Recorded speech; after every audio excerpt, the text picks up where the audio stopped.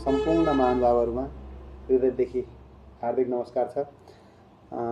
यहाँ यसो हिँड्ने क्रममा एकजना सरसँग मेरो सानो भेट भयो। भेट भइसकेपछि उहाँले मलाई एउटा सानो कुरा भन्नुभयो। उहाँले के भन्नुभयो भने, सर भजन कीर्तन त जोड छ, भगवान भेटाइसक्नु भयो होला नि, तपाईले त भगवानलाई दर्शन पनि गरिसक्नु भयो होला, पाइसक्नु भयो होला, यसो हामीलाई पनि भगवानसँग भेट गराइदिए त हामी पनि भजन कीर्तन गर्थ्यौं होला भनेर भन्नुभयो।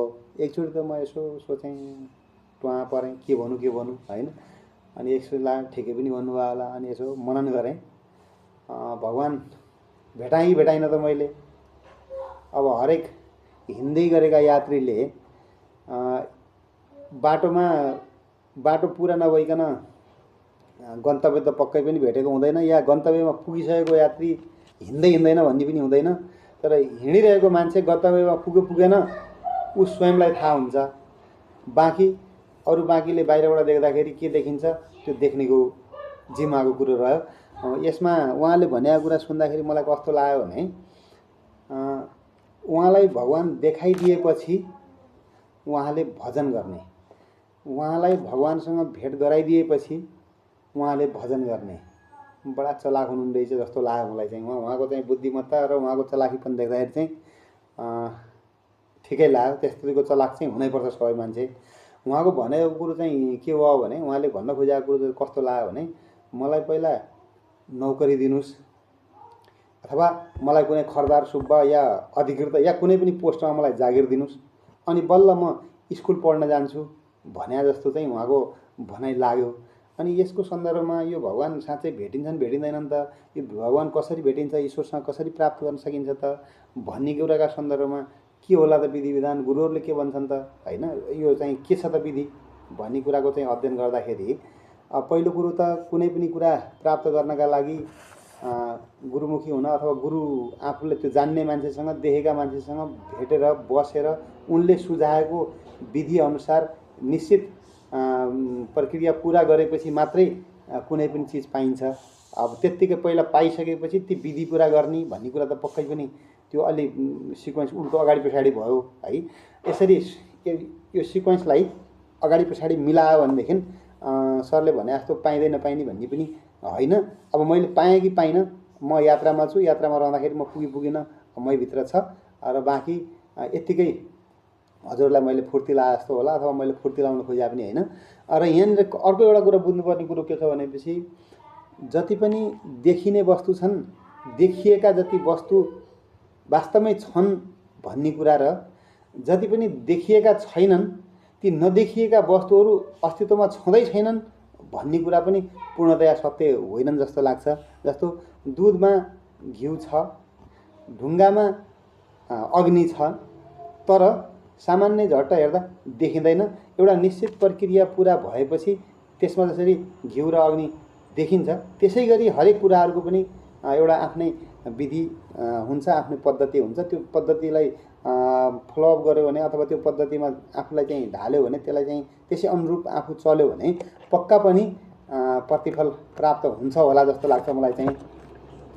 अनि अब यसलाई अझ मैले कसरी यहाँ भनौँ भने, अब यसरी परमात्मा ईश्वर प्राप्त गर्न सकिन्छ कि सकिँदैन त भन्ने सवालमा अब मैले मेरो बुद्धि लगाएर भन्नुभन्दा पनि श्रीमद् भगवत गीतामा चाहिँ के भनिएको छ त, त्यहाँ के व्यवस्था गरिएको छ, अथवा कसरी के चाहिँ अगाडि बढ्न सकिन्छ, पाउन सकिन्छ कि सकिँदैन त भन्ने सवालमा भगवान श्रीकृष्णले स्वयं भनेका कुरा चाहिँ यहाँ बताइएको छ।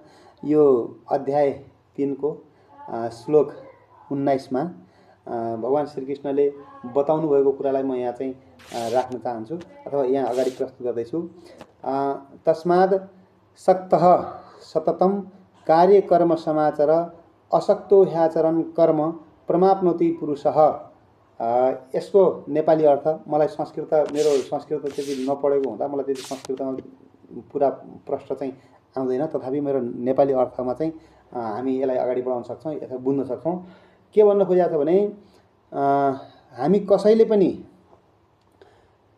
कुनै पनि कार्य निरन्तर आसक्तिदेखि पर रहेर आसक्तिलाई छोडेर निरन्तर कुनै पनि कर्तव्य कर्मलाई उचित रीतिविधिले गऱ्यौँ भने पक्कै पनि त्यो आसक्तिले रहित भएर गरेको कर्मले परमात्मालाई प्राप्त गर्न सक्नेछौँ भनेर अध्याय 3 को श्लोक नम्बर 19 मा स्पष्ट भगवान श्रीकृष्णले बताउनु भएको छ।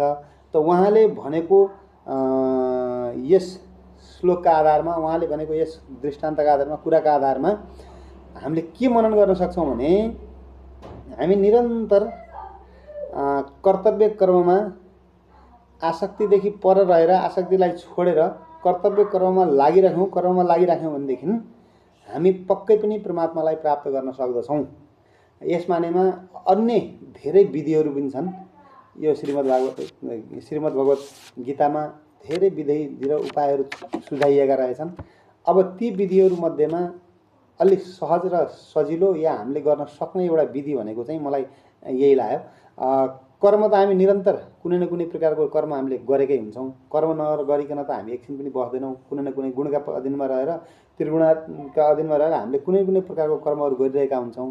त्यसमै थोरै भावलाई व्यवस्थित गरेर एउटा चाहिँ कर्मलाई कर्तव्यका विधिबाट, अधिकारका पक्षबाट नभएर कर्तव्यका पक्षतिरबाट हामीले कर्मलाई व्यवस्थित गरेर अगाडि बढायौँ भने निरन्तर गरिरहेका कर्मलाई अलिकति भाव मिलाएर कर्तव्यका विधितिरबाट, कर्तव्य पक्षबाट हामीले यसलाई चाहिँ गऱ्यौँ भनेदेखि त स्वयं परमात्मालाई नै प्राप्त गर्न सकिने रहेछ।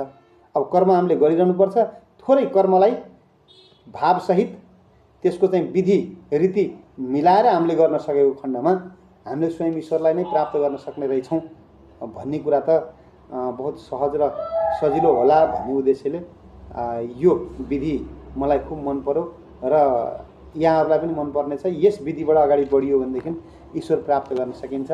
अब ईश्वर प्राप्त गरेपछि भजन गाउने, त्यो भजन त ईश्वर प्राप्त भइसकेपछि भजन निरन्तर रहन्छ, भजन छुट्न पनि सक्छ। भजन गरेपछि ईश्वर प्राप्त हुन्छ, ईश्वर देखेपछि भेटेपछि भजन गर्ने भन्ने कुरा चाहिँ त्यसको सिक्वेन्स अलि अगाडि पछाडि पर्यो कि सरलाई यही भिडियो मार्फत मैले चाहिँ अनुरोध गर्न चाहेँ।